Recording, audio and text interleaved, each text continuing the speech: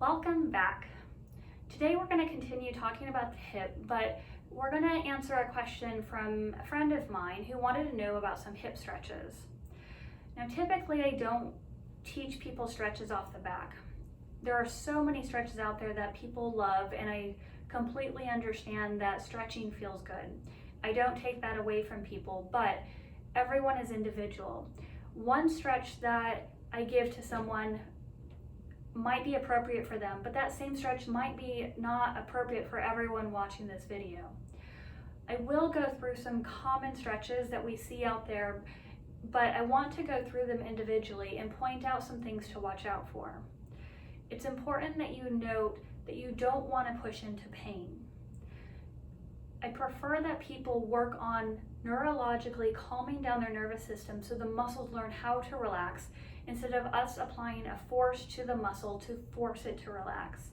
I would rather that the muscle fibers learn how to disengage and let go, instead of us trying to tear those fibers and push it. Now, one way that you can do that is doing the breathing technique that I teach while you're doing a stretch.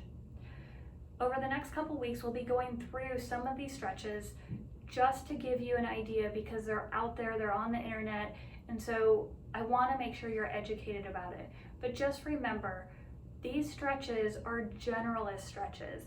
You may not need them, and it may not be the solution to your problem. Some of them might be, some of them might not be. But if you feel any sharp pains at all, you don't want to do it. And I recommend always holding on to something when you're stretching, so you're not focusing on balance when you're doing a stretch, so that you're working on relaxing and settling into something. Another thing to consider with stretching is I don't do a static, prolonged stretch, especially before any type of physical activity. I'll go through certain movements before running or any sports activity, but I never do a prolonged stretch, because I don't want to tear tissues and force something that's not natural for my body before I go to perform. I hope this helped, and keep an eye on the next several weeks, and we'll go through some of the stretches that are common for the hip area and the thigh area. Please reach out to me and we will answer any of your questions that you might have.